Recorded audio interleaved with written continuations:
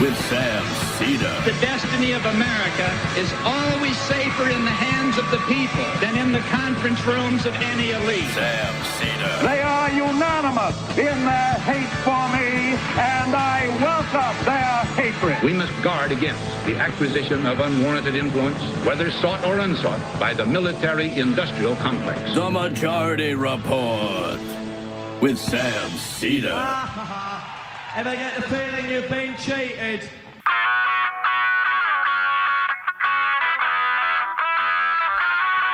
It is Wednesday, January 17th, 2024. My name is Sam Seder. This is the five-time award-winning Majority Report. We are broadcasting live steps from the industrially ravaged Gowanus Canal in the heartland of America, downtown Brooklyn, USA. On the program today,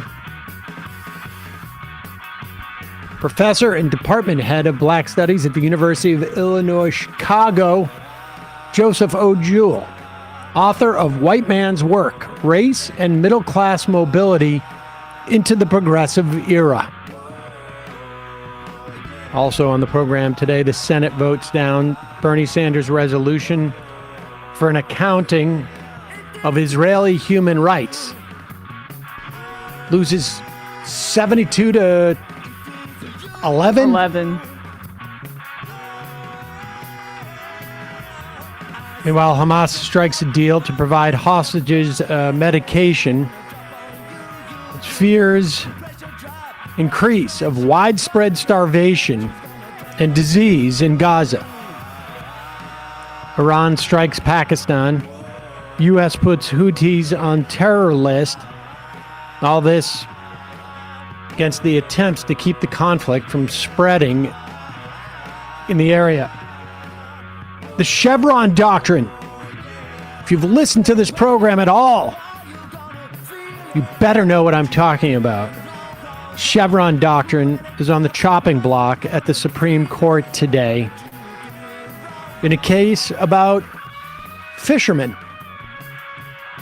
Talk about that. Democrats trade tax rates for businesses to up the child tax credit, benefiting 16 million low-income families, and should pull 500,000 children out of poverty over the course of the next year and a half. JetBlue Spirit merger blocked.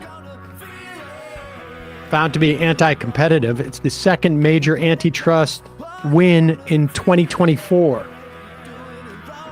Senate closer to avoiding a partial government shutdown this week.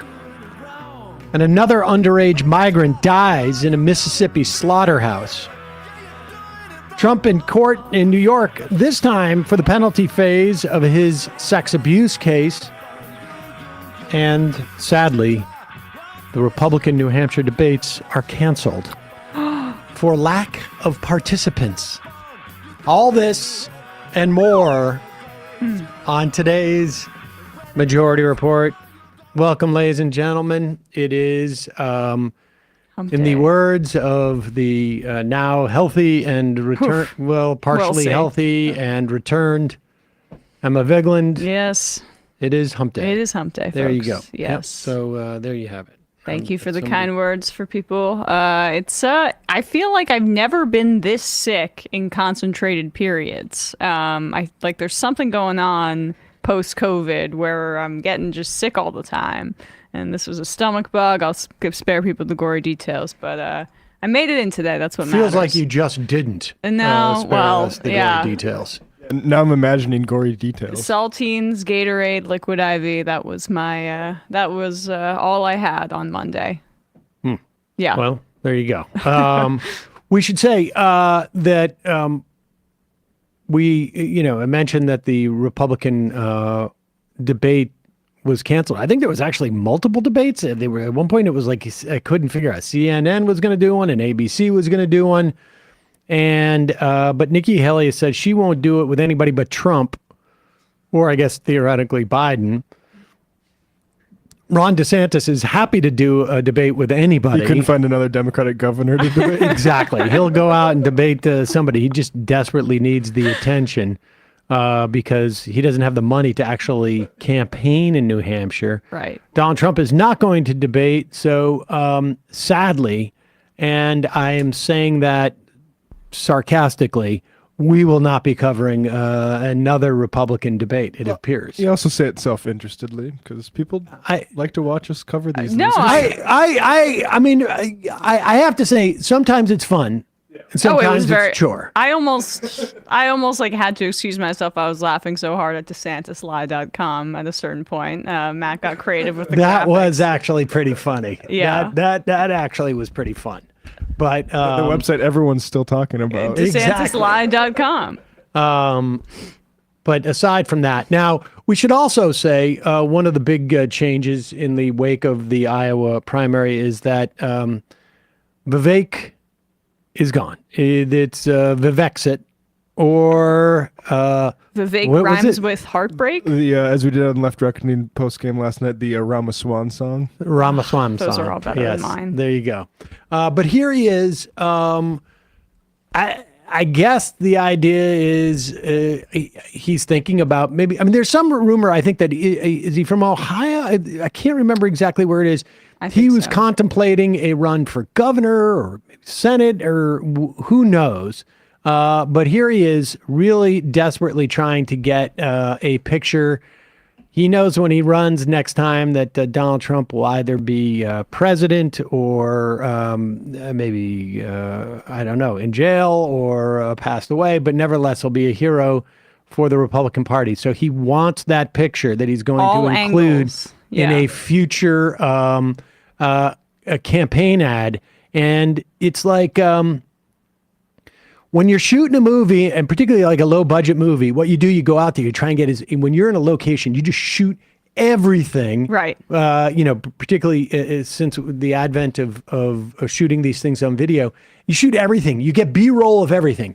And you'll do like, I got this Vista. I want to do a left to right pan and a right to left pan. And I want to do a tilt and then give me a lock off and then give me, if we can use a dolly shot here, I just want to get all of it because I don't know how I'm going to use it in the edit room. Here's what Vivek did. Right.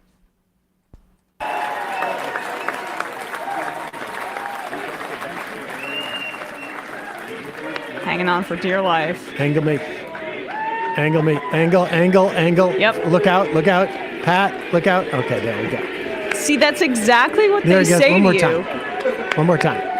Yeah, Did you ever see the end of Titanic? That's what they say to you when you're taking photos, like at a wedding, or if you've ever been on like one of those step and repeats or whatever. Like they say, sorry, I don't even know what that is. You've been to a premiere or like at an event where they take photos of you. That's happened to me like 3 times. So speaking as a very important person, they say move your head in one way, like every single photo, to do it a little bit differently so you get the most flattering angle. That's 100% what Vivek was doing there. Because he's going to use all angles of that for his next promo. But the problem for him is he just runs into a little bit of an issue with his whole Ramaswamy thing. Yeah, the thing is, it was always going to be a stretch for him in the Republican Party. And you also have to imagine that this is going to be a problem for Nikki Haley as well, that we will hear about after she exits. I saw some figure that like a significant portion of Nikki Haley's support will vote for Biden over Trump. Now it's really hard to garner what message we can take away from Iowa, other than the Republican Party is Donald Trump's party, which we already knew, but the turnout was like 60% of what it was, and that could have been a function of how cold it was, or it could be a function that they're not as energized. We're not going to see huge numbers for the Democratic primaries either, because people are less than enthusiastic to vote for Biden. Marianne Williamson will get will have some support, and people will come out. Some people will come out to vote for her. But it's not like Dean Phillips is going to be driving people to the polls. I mean, he may literally be driving people to the polls. So it's really hard to assess. But this, if you had a question as to why Vivek, as MAGA and sort of like quasi-Christian. He was pushing like these. He was trying to do like God is real, mighty man of valor type of stuff. Tucker Carlson. Why a he little. never resonated here is one of your reasons. This is from the the Bulwark? The Bulwark's focus group podcast. Okay. A voice to it. Yes. And actually, I want to get to, as we wrap here, with another guy who has fallen in the voters' eyes. Vivek Ramaswamy was drawing some interest until people saw the way he debates. Plenty of voters still like him. He and DeSantis got a lot of second choice mentions, which is, I think, pretty well reflected in your polling. But he's run into a major problem beyond his control. Let's listen. I'm sorry, I'm not being prejudiced, guys, but I don't like his name. I don't like where he came from. After 9/11, I still harbor a lot of hard feelings about that. He was kind of mentioning, some good things. Yeah, I mean, it's okay. So yeah, they move on from that. Yeah, he's running into a bit of a problem. He reminds people of 9/11. How does that happen? Well, he said he's not racist, Sam. Right. So like, I'm not being prejudiced. I'm not being prejudiced, but I'm basically just saying there were people of a completely different nationality, a totally different religion, who obviously hated the country. Yeah. Who committed 9/11, and therefore I look at Vivek and think his skin is brown. That is, but I'm not racist whatsoever. Yeah. Yeah, I feel like in part Trump having him come with him to New Hampshire is important, just to have the base not turn on Vivek now, because the Babylon Bee also did a racist thing. They said he's going to be working at a 7-Eleven. At the White House 7-Eleven. Jesus, that is like, first off, it's obviously blatantly racist, but it's also sort of like, did they write that joke in 1993? Exactly. Yeah, I mean, but conservatives are getting better at comedy, Sam, and it's making the left nervous. Like, honestly, 30 years ago, that joke was tired and stupid. They have no other tricks in their bag, but if someone was going to ask Vivek about that joke, what he would say, it's all in good fun, because that's the role that he plays there, right? He gets to say, I'm the one of the good ones, but they don't want one of the good ones, buddy. They still think you did 9/11 when you come from Indian Hindu descent. What was that guy who had said to him about his wife? He had said, like, there was that guy who said, your wife is her elegant. ass isn't 5X or 10 X handles wide. It's just like, it's the mirror version of that. Imagine you make hundreds of thousands of dollars, like, in the stock market or venture capital or whatever, and you decide to sign up as a younger man for that. Yeah. Oh, he's hundreds of millions of dollars, that guy. Right. He's worth like $700 million.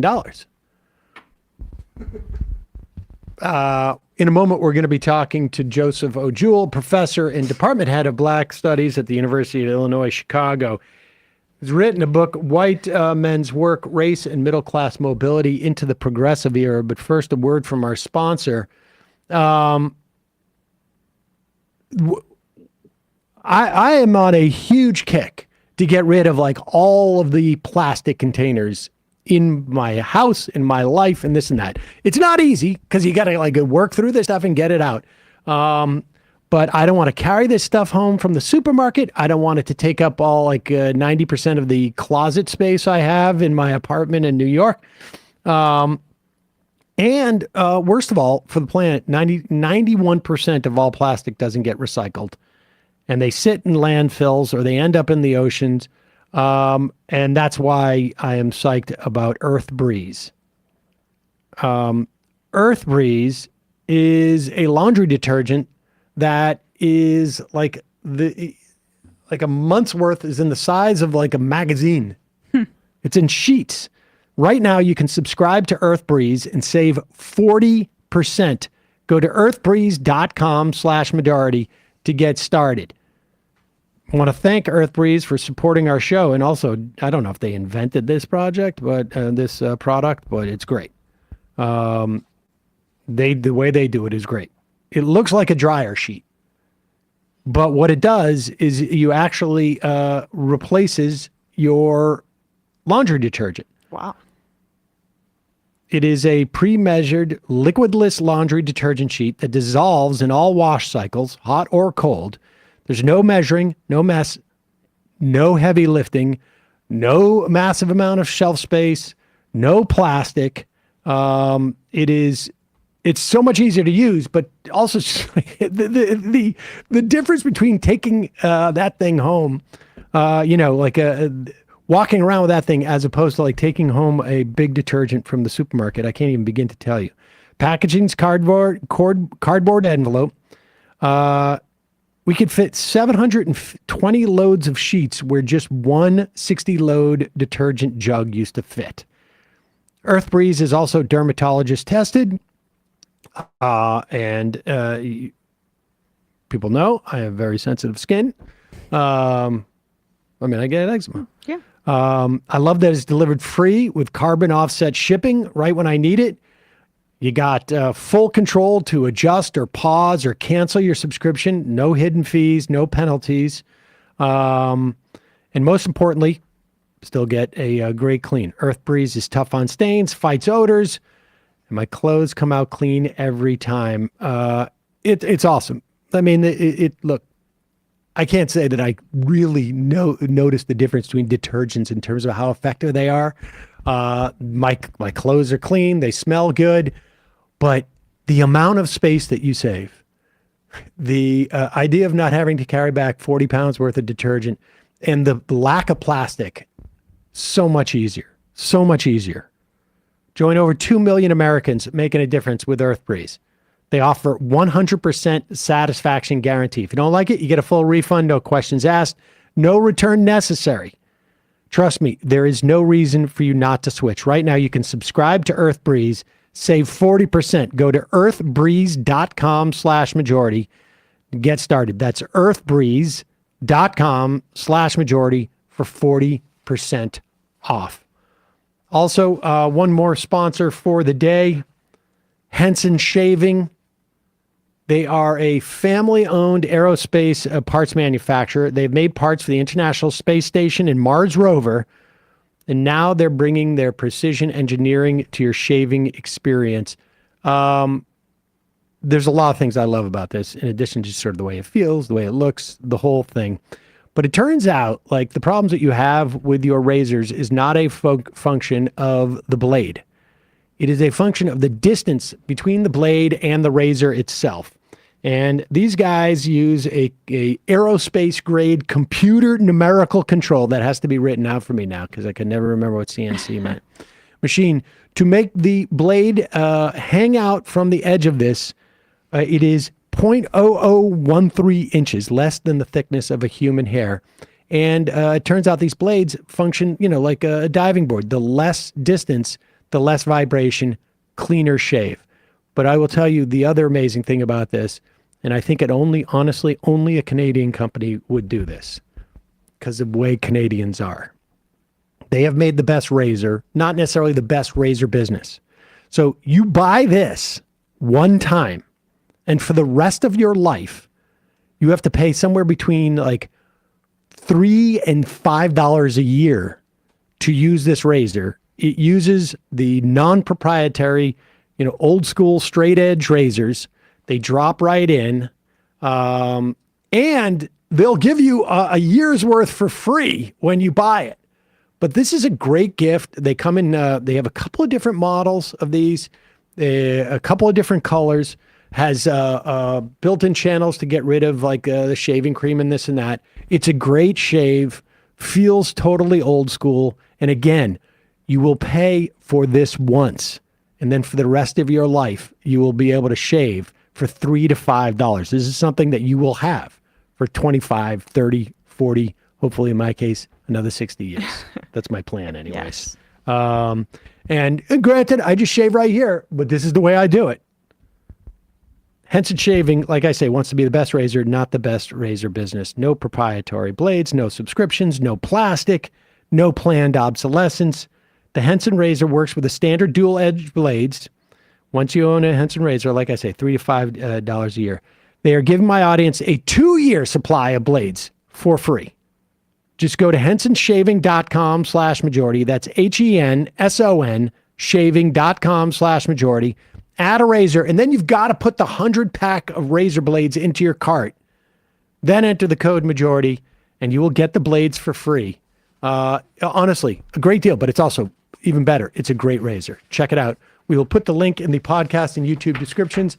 Now, a quick break. When we come back, we're going to be talking to Professor Joseph Jewell, professor and department head of Black Studies at the University of Illinois, Chicago, author of White Man's Work, Race and the Middle Class Mobility into the Progressive Era.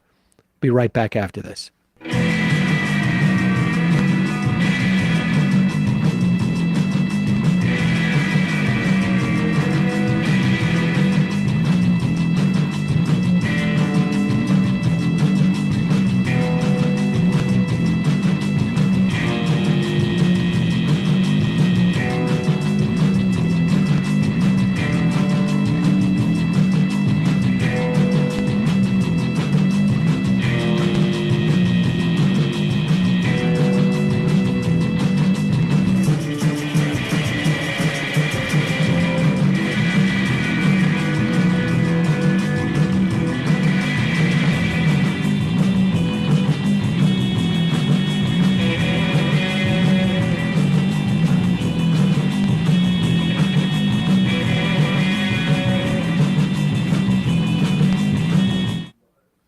We are back. Sam Seder, Emma Vigeland on the Majority Report. It is a pleasure to welcome to the program Joseph O. Jewell, professor and department head of Black Studies at the University of Illinois, Chicago, author of his most recent White Man's Work, Race and Middle Class Mobility into the Progressive Era. Professor, welcome to the program. Thank you for having me. Thanks. So what we're talking about in terms of just like broad strokes is coming out of Reconstruction. And I know you've written also a lot about the educational opportunities that came out of this. And that is implicated in this story too, I think, deeply. But coming out of Reconstruction, in particular for Black people, but we see this, and you write about also Tejanos and Chinese as a way of showing this relationship between the emerging, I guess, opportunities for minorities at that time to enter into the middle class, and how the, I guess, this nexus of I don't want to say economic anxiety because that's loaded these days, but this nexus of white supremacy translates into an economic anxiety, or vice versa, or there's a play there. And this begins to sort of like reshape the racialization, I guess, of these people. Have I explained that right? It's a tough for a non-academic, I think, to fully appreciate this. But walk us through the broad stroke there. Sure. Yeah. What's happening is, we're looking at what we like to call sort of the race class nexus, right? This idea that, in societies that are structured by race and, that are also structured by capitalism, right? That there is this linking of racial identity with class identity, right? So the idea that, the way we kind of presume in, for example, sort of common discourse that, working class equals white. You see the same thing happening with middle class identity, right? So middle class identity equals whiteness. But when that starts to shift, or when that starts to change, when we sort of say that, this relationship is upset by a major social political development like the Reconstruction era, like mass waves of immigration, like westward expansion and the incorporation of new peoples, then, that nexus has to sort of be worked out yet again, right? People sort of do that with different cultural and political responses. And that's kind of what the book is mapping here, and how this plays out in different areas. And we should say it also includes gender, too, in this way. All of these things play into that development of, but let's, at one point you write, and then I want to go into the specific sort of case studies, because you do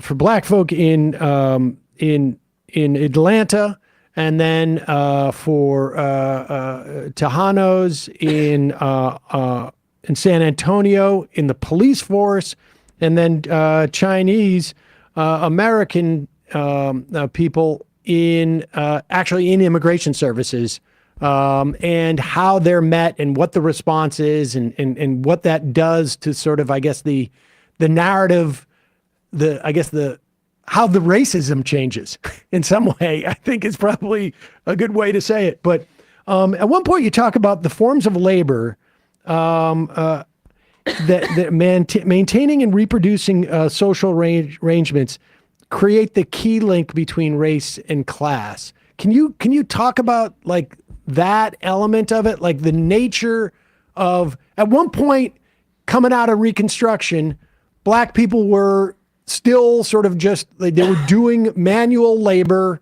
and they were doing agricultural work, and something changes. And so what happens in that instance? Mm-hmm. Right. So, during the Reconstruction era and what happens after, right, you've got, the majority of African Americans are still working in agricultural labor, because even though we talk about this idea of sort of the New South, right? The New South is still dependent in large part on agriculture. And so urban centers kind of emerge as a way to deal with trade, with tourism, some of the other things that sort of revitalize the Southern economy after this. But you also now have this problem, so to speak, with regards to white supremacy, that Black people are now free agents to an extent. They can look for other kinds of jobs, right? They can seek out education, which many of them actively do. And so, we should say that was part of Reconstruction, was the introduction of sort of a systemic public education system in many respects geared towards educating newly freedmen and their children. Right. So you have this Freedmans Education movement, really, is what there's a historian named James Anderson who talks about this, right? This Freedmans Education movement that emerges during this era that, is certainly about expanding educational opportunities, not just to include African Americans, but also many poor whites who didn't have, there was no universal public education in the South until Reconstruction and after, right? So that, that possibility or that opportunity then sort of creates this kind of problem for white supremacy in the Southern economy, right? It's like, you don't, from their standpoint, you don't need educated Blacks. You need people who are actually just going to do the agricultural labor that they've always done, right? And it's like, yeah, but there's this little pesky problem with Black agency, and Black people want to do different things. They have their own goals and dreams and aspirations. And this is sort of what comes into play in a city like Atlanta, where you have a number of public schools, you have higher education that's available to Black people through missionary reformers that I wrote about a little bit in my first book. And the folks who graduate from these schools are now sort of literate with skills. They're seeking other kinds of jobs, right? Often coming up against some real barriers, but they're sort of, again, disrupting this sort of old equation of, Black worker equals low wage laborer. Yeah. And so walk us through, like, the timeline that we're talking about now is closer to the last decade or two of the 19th century, and then into the first decade or two of the 20th century.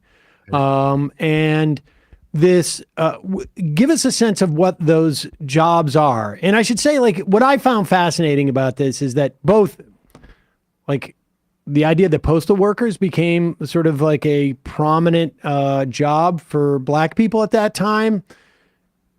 We still see that 100 and whatever it is, 30 or 40 years later, that postal work and just sort of government jobs become a big sort of like, there's a reason why they're attacked today by people who also sort of like have fit on the Venn diagram of white supremacy.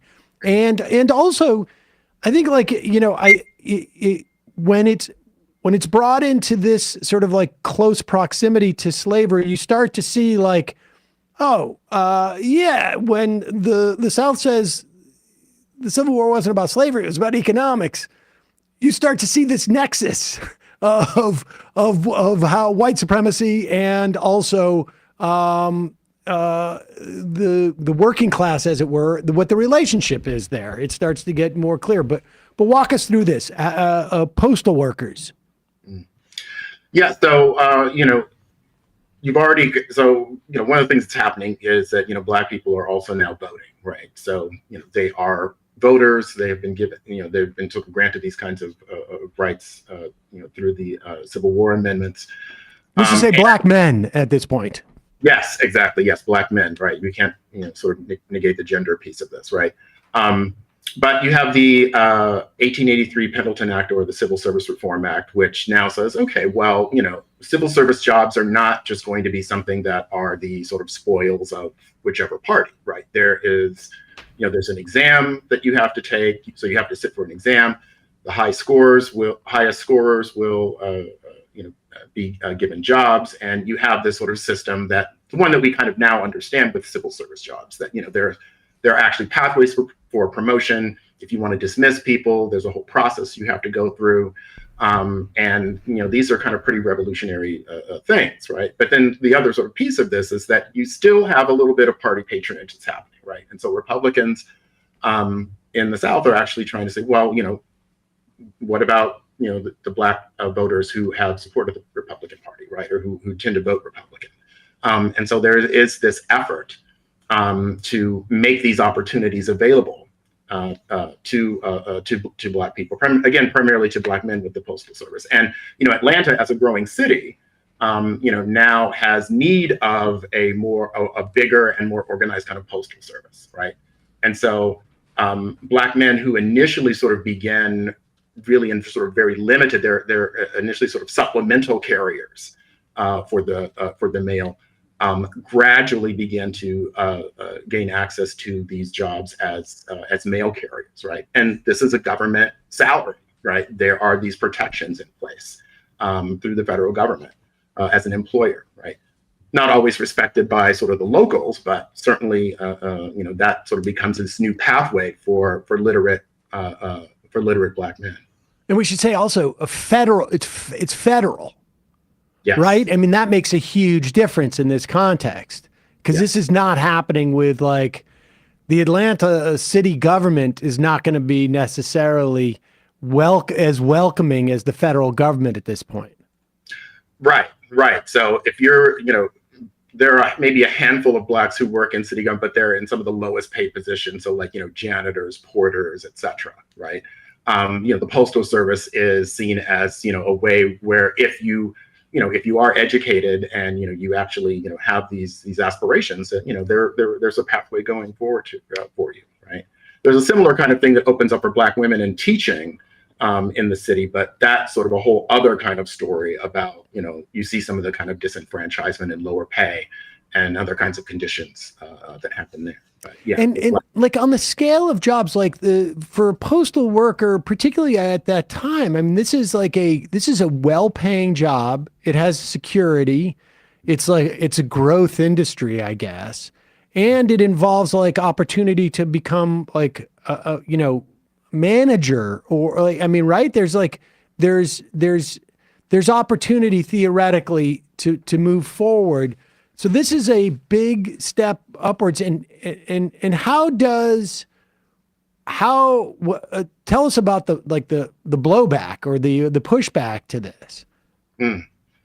Yeah. So, initially, again, sort of Black men are still working as these supplemental carriers. And what's interesting is that they initially began to make inroads as clerks, postal clerks, which carries a little bit more prestige, right? Slightly higher pay. Certainly not paid at the same rate as their white coworkers, but they begin to sort of make inroads as clerks, and that is seen as, oh no, we can't have this, right? The idea that that Black men working as postal clerks might come in contact with, say, the one or two white women who are also working in the postal services as clerks behind the office, bars, right? And all kinds of panic ensues. And I think I covered this in the book. There's this incident where this sort of long-time postal employee and his daughter, who are both white working at the Postal Service, resign rather than having to deal with a black coworker, right? And so this creates a whole firestorm of how did this person get hired? Are they qualified for this? Oh, there was a white person who scored higher on the exam, so that should have done away with this person being given a job, right? So this kind of erupts as a whole thing, and this whole specter of sexual predation kind of enters into the picture. This is with Charles C. Penny. Yes, this is with the Penny case. Yeah. And so, eventually this kind of dies down, but at the same time, you have black men who are starting to make inroads into being letter carriers, right? Or what we typically call sort of mailmen, right? But, being letter carriers. And this creates a whole other kind of situation where first like, oh, they're thieving, they're stealing from the mails, they're untrustworthy, right? And initially, there's no mention of any kind of sexual danger. Later, that sort of gets introduced with this idea of like, oh, well, if some of the rural areas have black mail carriers and white women are left alone in the house while their husbands and sons are out in the field, we all know what's going to happen, right? These weren't necessarily novel tropes, were they?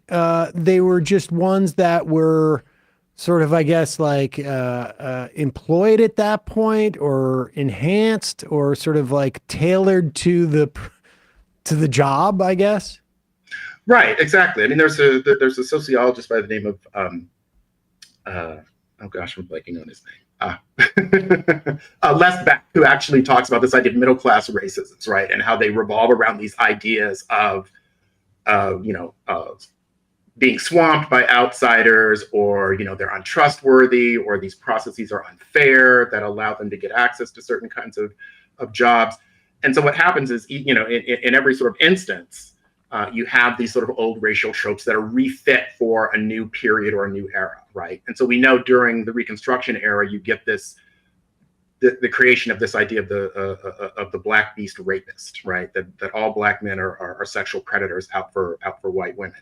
And it's interesting, or one of the things I found interesting about this is how this particular trope was sort of adapted to essentially a white collar workplace, right? And that's kind of what you see happening in all of these cases, where these old tropes are now sort of refit to say, oh, we can't have these people in this place because, right? And you sort of draw upon these older tropes and refit them for a new setting.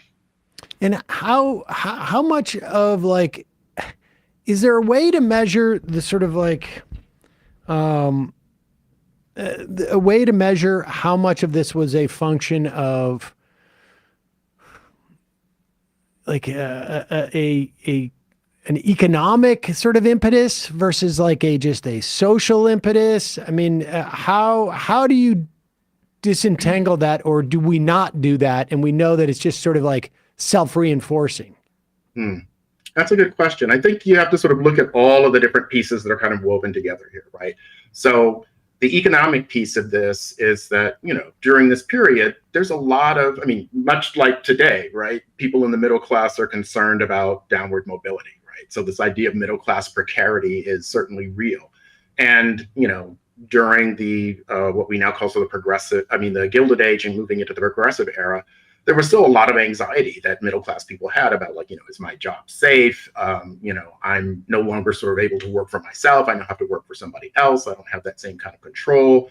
And you're looking at a number of financial panics and labor strikes. So there's an economic anxiety that is present, right? But there's also sort of this kind of new political moment where people are saying, part of the reason that the nation is in trouble is, look at all the money and time and energy we've spent on Reconstruction, only to, and again, create this sort of myth of how Reconstruction was a complete failure because state governments were left to be run by incompetent Black people.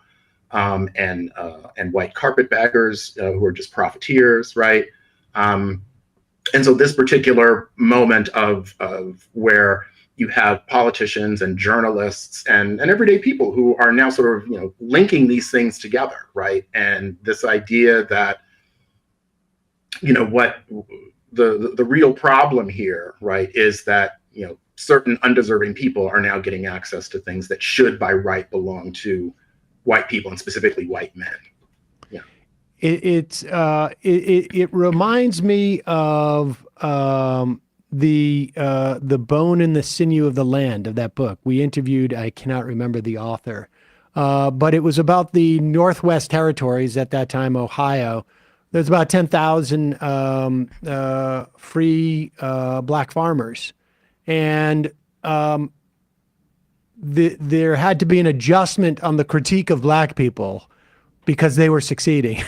And when they were not succeeding, that was why we can't give them land. And then when they were succeeding, that's why we can't give them land. And there's that sort of quality where we have to adjust the critique, not an opportunity to be corrupt as a slave or as a farm worker, because I guess maybe that would involve putting a party of crop on the side and selling it to the, but once you build in this notion of corruption when they're in a position to do theoretically corrupt things, and that follows it. All right, let's go to your case study of Tejano policemen in San Antonio. How does that differ from the case of black people in Atlanta? Well, I think the first thing you have to sort of keep in mind, one of the things I always try to do with this work is say, we have to understand that people are racialized differently, right? And so how this sort of plays out in different time periods, and certainly in different parts of the country, sort of the regional aspect are both important. And so what was interesting for me about sort of coming across and I should say that all of this was sort of part of this larger project I had in mind, where I was going to say, I'm going to look at labor, let me look at education, let me sort of pull all these pieces together. And as I started writing about labor, I was like, wow, okay, there's enough here for the book, just on basis of the labor cases. And then sort of looking at what happens with Tejanos is that sort of move from between this kind of blurred, what we call sort of a blurred racial boundary, right? Where the distinctions at one point matter a little bit, but then they don't, and then they do. And so it's kind of this blurring and brightening of racial boundaries that happens over time. And so even though you have this sort of long presence of Tejano men working in as lawmen or in law enforcement, you also have sort of this undercurrent of this idea that, well, Mexicans are not white people, right? And so they are a troublesome group. They have these qualities that, of course, were magnified by those who wanted to justify the war with Mexico, but were less apt to want to give Mexican former citizens of Mexico, former citizens of the Republic of Texas who were Tejano, who wanted to give them those same kinds of equal rights. So what happens in that case is, as the city grows, and you have this presence of Tejano lawmen already sort of in place, that they start to make inroads. They're still a minority. They're still a numerical minority, but they start to make inroads into the police force.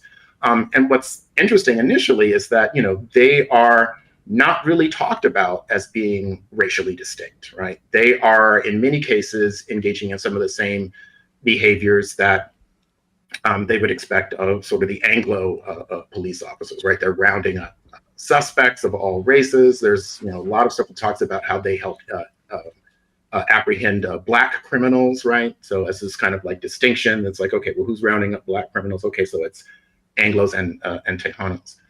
But looking at sort of the family histories of some of those policemen, it's like, their fathers had been, there was another sort of job that a lot of Tejano men did before the railroads took over, and that was working as cartmen, who were like transporting goods between the coast and the interior, right?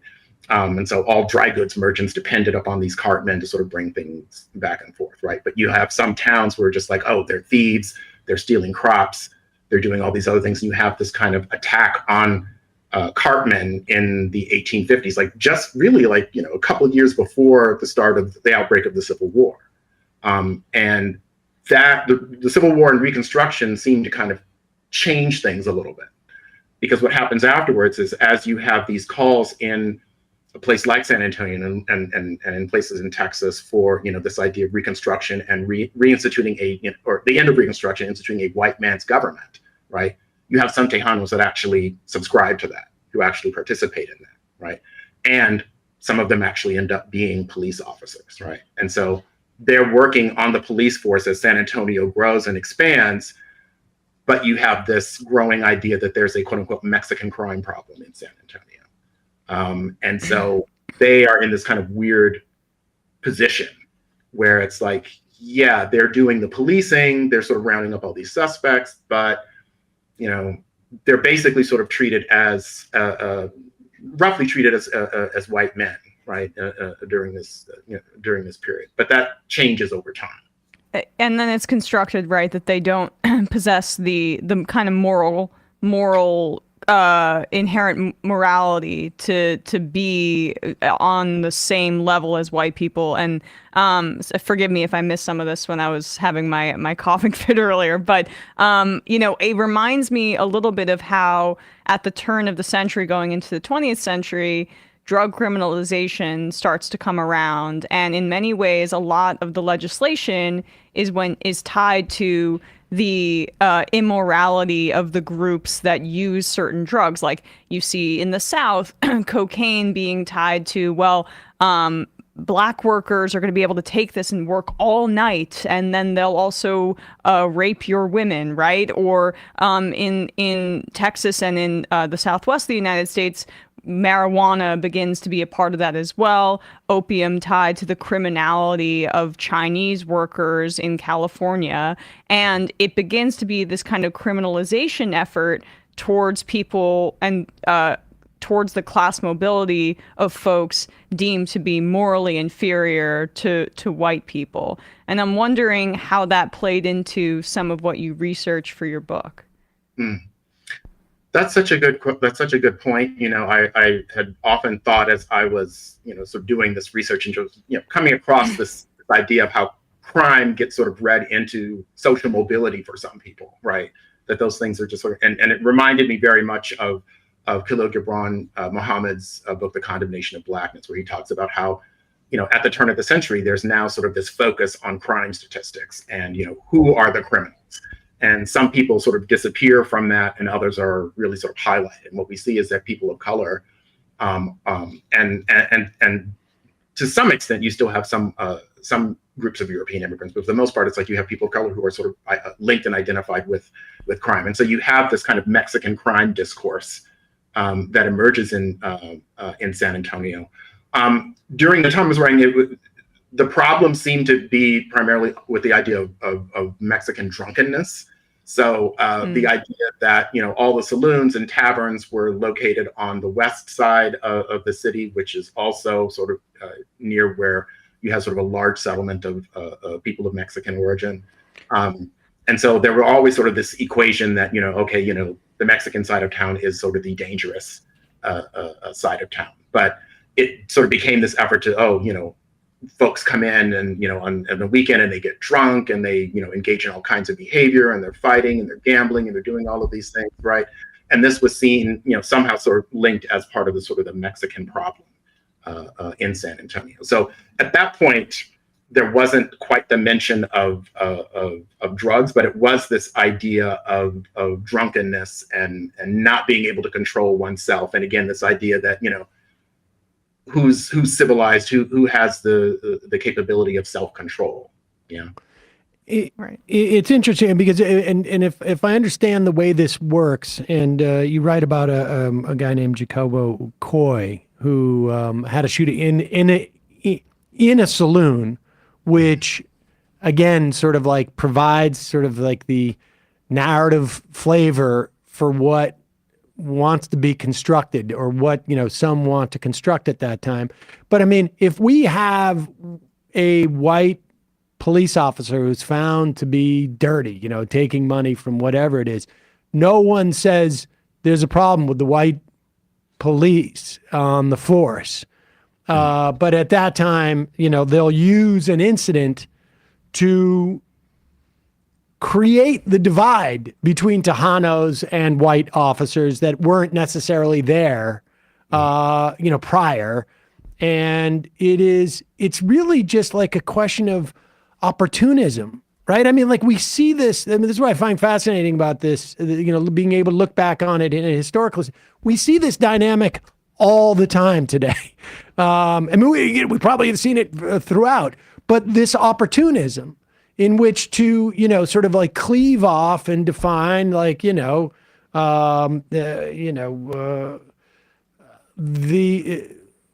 some racial aspect becomes the determinative.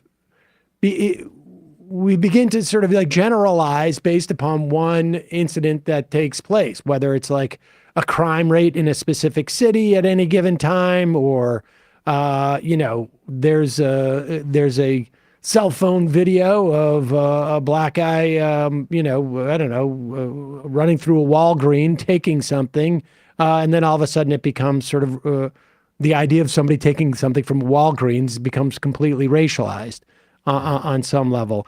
Talk about how was it? Talk about it in the context of,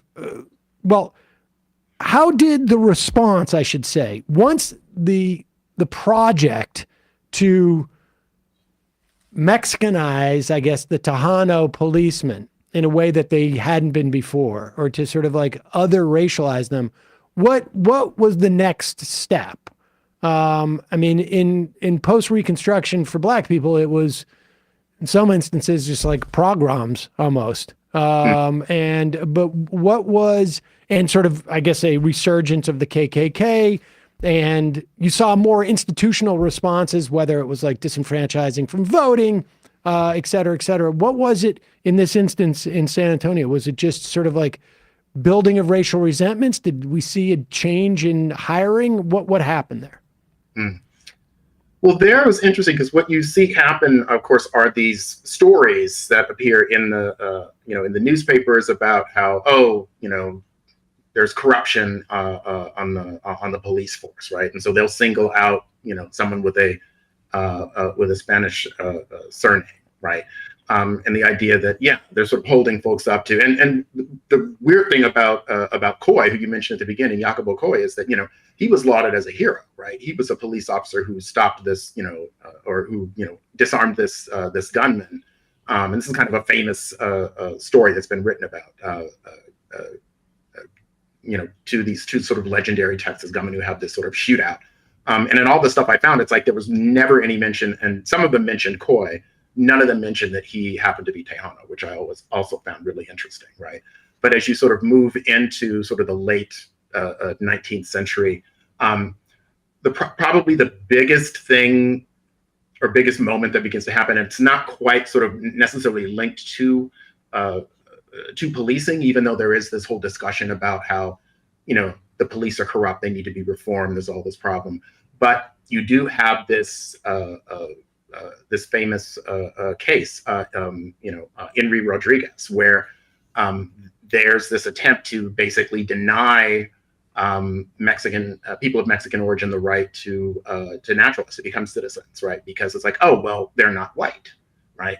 And there's this whole kind of argument about race and moral deficiency and incapability, whatnot. And it's interesting because the two lawyers who are sort of pushing this, this case at the time, right, are careful to try to eke out this exception and say, well, we're going to make an exception for, those of Castilian origin who fought who fought on the side of the Republic of Texas.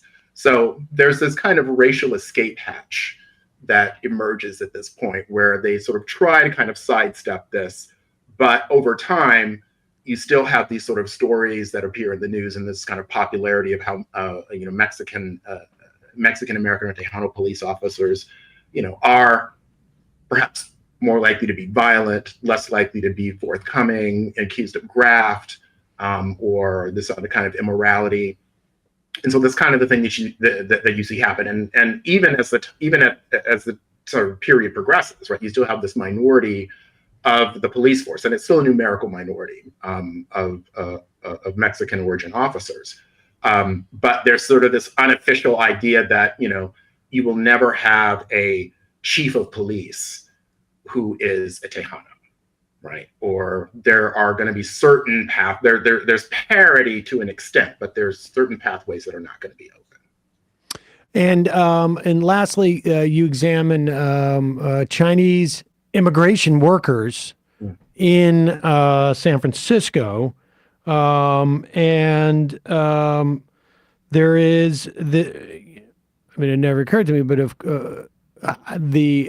the hiring that you would have to do with a big Chinese immigrant population, there's just not going to be that many people who speak Chinese or have had the opportunity, like you would with, people sort of like speaking Spanish and other sort of European languages. So there was a lot of translators.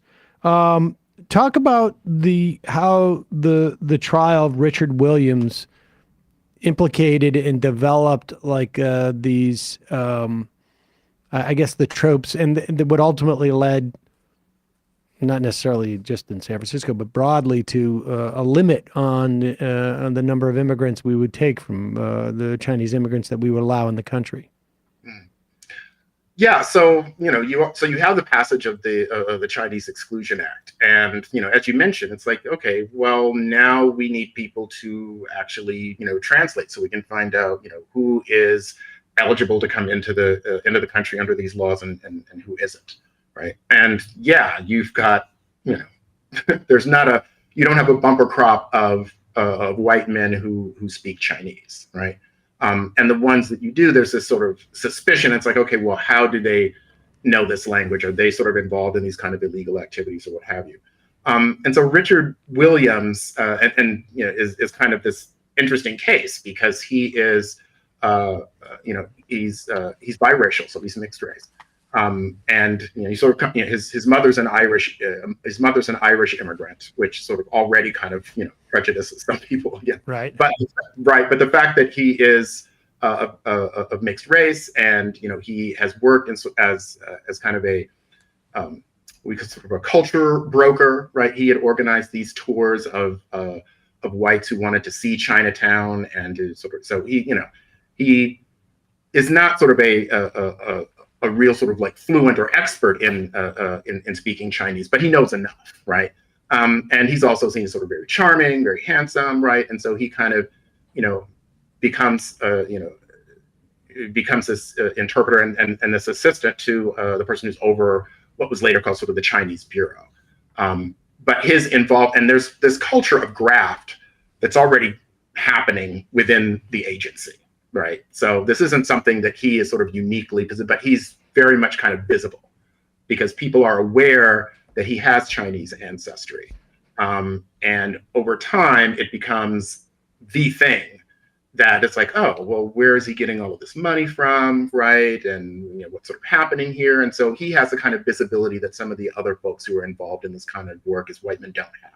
Right.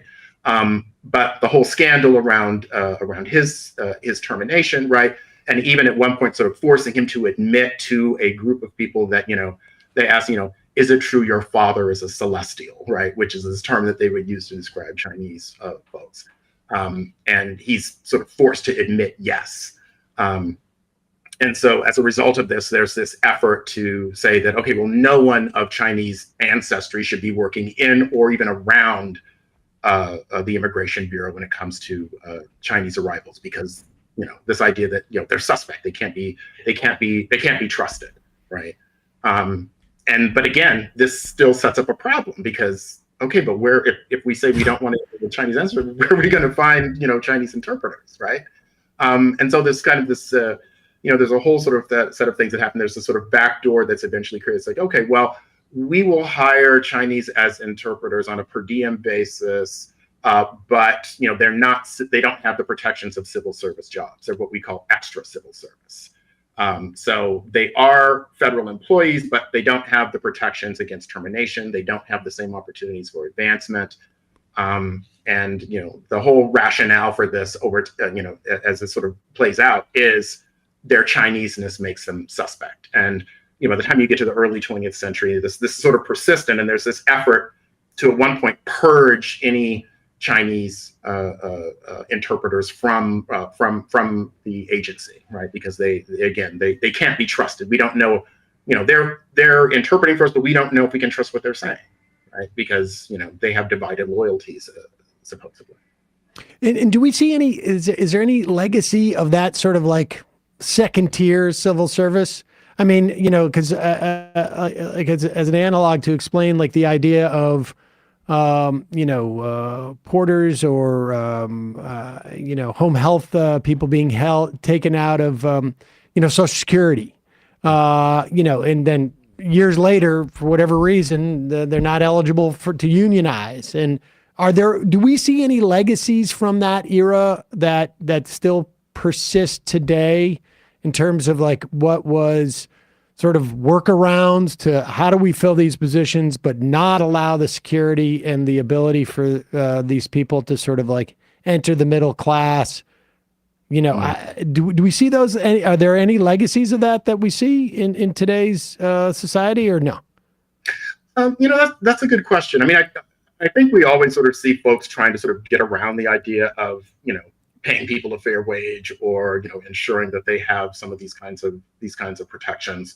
And I think, the point that you make, for example, about, home healthcare workers, for example, right, who are, primarily women of color, right, primarily Black women, right. And so, you still have this sort of legacy, I think, from an earlier, not quite in this period, but, what sort of, right, plays out during the Great Depression, the idea that, Black women are employable mothers. And so they don't need the same kind of aid that white women do, right. And I think you still have that same kind of ethos about, who's an employable mother, and who, needs certain kinds of, which people need certain kinds of protections and which folks don't.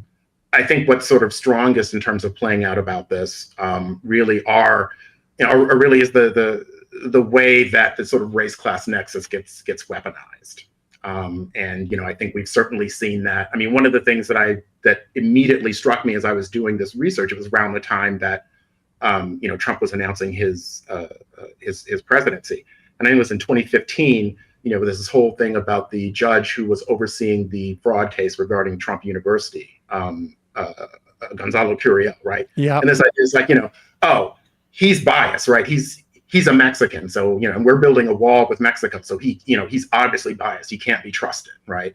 And the same thing that's kind of thrown out, later on about someone in his own party, Elaine Chao, right? It's like, oh well, she's got these sort of divided loyalties, and just even the same way that I think folks in the Trump camp have gone after people who I think kind of really visibly represent this kind of shifting demographics in the middle class, right? So it's like, poll workers, like Shea Moss and Ruby Freeman are likened to drug dealers, right?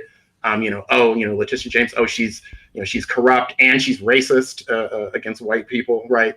Because she's pursuing a case against him. So, and I think even what we saw happening with Claudine Gay, a couple of weeks ago, the same kind of thing. It's like there's this idea that someone of color in this particular position is a real problem, right? But it's also a political opportunity for some, right, who can hold this up and say it's emblematic of everything that's wrong right now. The book is White Man's Work, Race and Middle Class Mobility into the Progressive Era. Joseph Jewell, thank you so much for your time today. We'll put a link to that at majority.fm and in the podcast and YouTube description. Thank you. Appreciate it. Thanks so much. All right, folks. We're going to head into the fun half. Maybe we'll talk a little bit about the Chevron case. Just to remind you, it's not going to be resolved today. And the next time we probably will have somebody on to talk about it will probably be in about 4 or 5 months. I would imagine maybe 6 months at this point. But we will talk about that. We will do some some clips. We will take some phone calls. We will take your IMs. Just a reminder, if you want to IM the show, you become a member. Go to jointhemajorityreport.com. Then use the app that you already could have if you have an app. The app is free and it functions. You can listen live. But if you want to IM the show, majorityapp.com, and then just sign up to become a member on the app. It's your support that makes this show possible. Join themajorityreport.com or just sign up through the app. Very easy. One click, maybe. I don't know. I've never joined through the app. I was a member on day one before we even had it. You were the first member. I think I probably was. Also, Just Coffee. Fair trade coffee featuring the Majority Report blend. 10% off. Use the coupon code MAJORITY. JustCoffee.coop because it's a co-op. .coop. Emma. Oh, man, I'm so bummed I was not available to do ESVN on Tuesday because of the fact that the Cowboys and the Eagles lost in the first round. The New York Giants this year had the same number of playoff wins as the Eagles and the Giants. I will be gloating about that tomorrow, youtube.com/ESPN show when Bradley returns. Matt, what's happening on Left Reckoning? Yeah, last night on A Left Reckoning, and what many people are saying is sort of generically in the same realm as Frost Nixon. David Griscom interviewed Marianne Williamson, presidential candidate, and so you want to look into check out that and check out the post game for our reactions to it. And also we went in deep on the South Africa ICJ case against Israel. So check that out, patreon.com/Left Reckoning. See you in the fun half. You are in for it. All right, folks. 646-257-3920. See you in the fun half. Oh, no. Are you ready?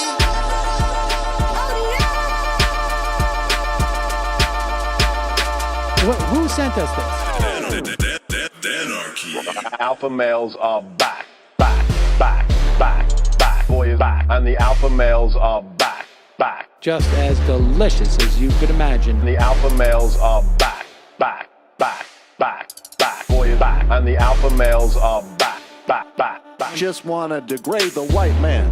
Alpha males are back. I take all of it to my throat. Alpha males are back. Snowflake says what? The alpha males are back. You are a madman. And the alpha males are back. Oh no, Sam Seder! What a fucking nightmare! Bring back DJ Denner. Yeah, or a couple of them. Just put them in rotation. DJ Denner. Well, the problem with those is they're like 45 seconds long, so I don't know if they're enough of a break. That's fucking nonsense. You see white people doing drugs, they look worse than normal white people, and all white people look disgusting. And the alpha males... Psych. Fuck them. Oh. Snowflake says what?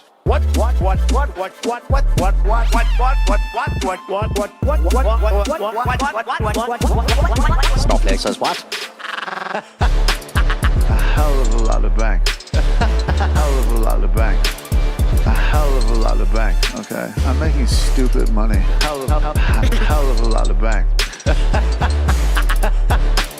A hell of a lot of bank. All lives matter. Have you tried doing an impression on a college campus? I think that there's no reason why reasonable people across the divide can't all agree with this. Psych. And the alpha males are back. And the Africans are black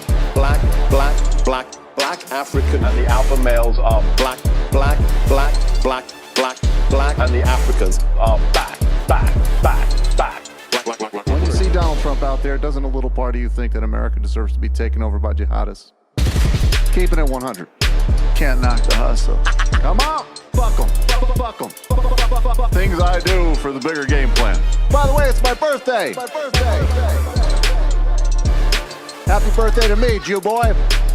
I have a thought experiment for you. And the alpha males are back. Africans are black. Alpha males are black. Africans are back. Come on! Come on! Come on! Someone needs to pay the price for blasphemy around here. I am a total pussy.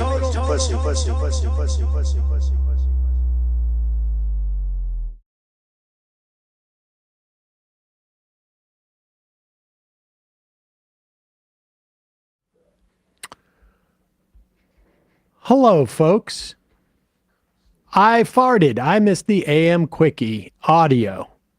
Yes, I understand that sentiment.